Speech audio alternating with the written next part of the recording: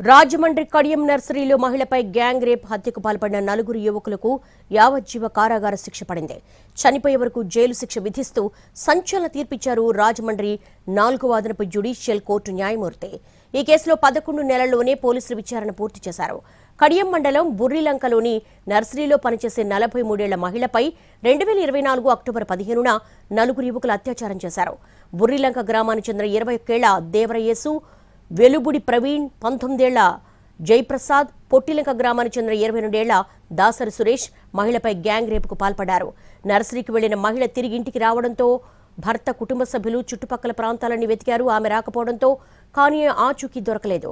2024 October 16న Kadiyam police స్టేషన్లో ఫిర్యాదు చేశారు. 2024 అక్టోబర్ 17న బాధిత మహిళ మృతదేహాన్ని చొప్పల్లలాకులు దగ్గర గుర్తించారు.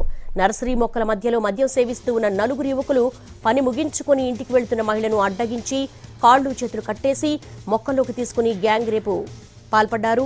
ఆ తర్వాత ఆమెను చంపేసి పక్కనే ఉన్న ప్రధాన పంట కాలువలో విసిరేశారు. పోలీసులు నలుగురు యువకులను అరెస్ట్ చేసి జ్యుడిషియల్ రిమాండ్కు పంపారు. ఆ నలుగురు నిందితులకు ఇప్పుడు యావజ్జీవ కారాగార శిక్ష పడింది. మహిళపై అఘాయిత్యాలకు పాల్పడితే ఉపేక్షించేదే లేదన్నారు తూర్పుగోదావరి జిల్లా ఎస్పీ.